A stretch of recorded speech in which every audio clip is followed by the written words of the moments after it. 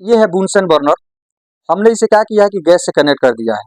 तो बुनसन बर्नर का खासियत ये होता है कि इसमें आप देख रहे हो यहाँ पर आपको एक होल दिखाई दे रहा है। तो यहाँ से जब हम गैस को जलाते हैं तो गैस में मुख्यतः कौन कौन सा चीज होता है, ब्यूटेन और प्रोपेन होता है। ठीक है, मतलब गैस में कार्बन के कण होते हैं और इस तरह से कार्बन के कण यहाँ पर आप देख रहे हो, इसका फ्लेम जो है ना ब्लूइश है, मतलब ब्लू है। क्या चीज है, ब्लू है। तो ब्लू फ्लेम का मतलब होता है कि इसको ऑक्सीजन भरपूर मिल रहा है, जिसके चलते कार्बन के जो पार्टिकल्स है, जो कार्बन के जो कण है, वो पूर्ण रूप से जल जा रहे हैं। तो यहाँ का टेम्परेचर बहुत हाई होगा।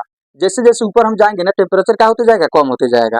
अब हमारे पास यहाँ पर जो होल है ना, इस होल से जो ऑक्सीजन मतलब वायु जो यहाँ से अंदर जा रहा है, जिसके चलते ये पूर्ण रूप से जल जा रहा है। अब यहाँ पर हम क्या करते हैं, धीरे धीरे वायु की मात्रा यहाँ पर हम घटाते हैं। तो देखना क्या हो रहा है यहाँ पर।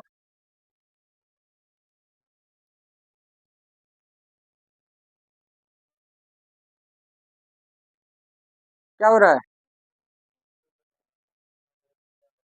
देखो ब्लू से येलोइश होते गया, हो रहा है ना यहाँ पर। देखो येलोइश होते जा रहा है।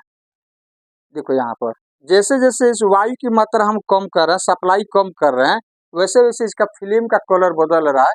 ब्लू से येलोइश मतलब येलो टाइप का फिल्म हो रहा है। देखो यहाँ पर, अब यहाँ पर ये वाला चीज दिख रहा है। अब इसमें क्यों ऐसा हो रहा है, क्योंकि कार्बन के जो कण है ना, वो पूर्ण रूप से अब नहीं जल पा रहे हैं। तो यहाँ का टेम्परेचर हाई होगा, यहाँ का टेम्परेचर क्या होगा, लो होगा। तो ये आखिर ये येलो क्यों दिख रहा है आपको, येलोइश क्यों दिख रहा है, क्योंकि कार्बन के कण जब जा रहे हैं ना, तो कुछ कार्बन के कण जल जा रहे हैं और कुछ कार्बन के कण वायु भरपूर नहीं मिलने के कारण गर्म हो करके और वो चमकते हैं। और चमकते हैं तो आपको क्या दिखाई देता है, येलो दिखाई देता है। कार्बन के जो अधजले कार्बन है वो पूर्ण रूप से नहीं जल पाते हैं। पूर्ण रूप से नहीं जलने के कारण कार्बन जो होते हैं गर्म होकर के, जो कार्बन के कण नहीं जल पाते हैं वो गर्म होकर के और चमकते हैं, और चमकने के कारण है ये आपको कैसा दिखाई देता है, येलो दिखाई देता है। क्लियर हो गया। इसका मतलब कि यहाँ पर आपका ईंधन पूर्ण रूप से नहीं जल रहा है, कुछ भाग जल रहा है, बाकी आपका वेस्ट हो रहा है, बेकार हो रहा है, मतलब कार्बन के कण पूर्ण रूप से नहीं जल पा रहे हैं। तो इसका मतलब हो गया कि किसी चीज को जलने के लिए क्या चाहिए, भरपूर वायु चाहिए। क्या चाहिए, वायु चाहिए। अब देखो यहाँ पर वायु हम सप्लाई कर रहे हैं, यहाँ पर देखो अब इसका फिल्म कैसा होगा। देखो यहाँ देख रहे हो ना, अब इसको वायु भरपूर मिल रहा है, तो देखो इसका फिल्म कैसा है।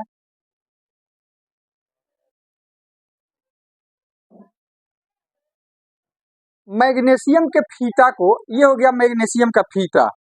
तो जब मैग्नीशियम को सबसे पहले, मैग्नीशियम के फीता को जलाने से पहले मैग्नीशियम के फीते को हम सैंड पेपर से साफ करते हैं। साफ क्यों करते हैं, क्योंकि मैग्नीशियम का फीता जो वायु के संपर्क में आता है, तो इसके ऊपर मैग्नीशियम ऑक्साइड का एक परत चढ़ जाता है, जिसके चलते इसको जलने में क्या उत्पन्न करता है, बाधा उत्पन्न करता है।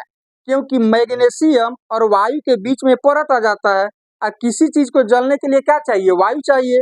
तो वायु के संपर्क में नहीं आ पाता है, जिसके चलते ये नहीं जल पाएगा। तो यही कारण है कि मैग्नीशियम के फीता को जलाने से पहले हम क्या करते हैं, उसे हम साफ करते हैं। क्या करते हैं, साफ करते हैं। अब यहाँ पर अपने पास ये मैग्नीशियम का फीता हो गया।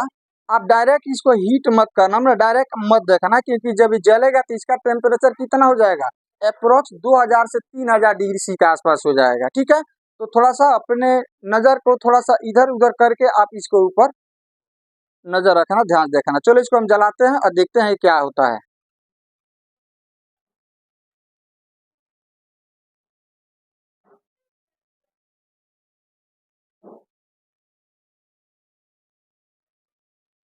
अब डायरेक्ट इसको हीट मत करना, देखो इसका थोड़ा सा देखोगे तो इसका टेम्परेचर लगभग कितना, 2000 से 3000 डिग्री सी के आसपास इसका टेम्परेचर अभी अभी हो गया है।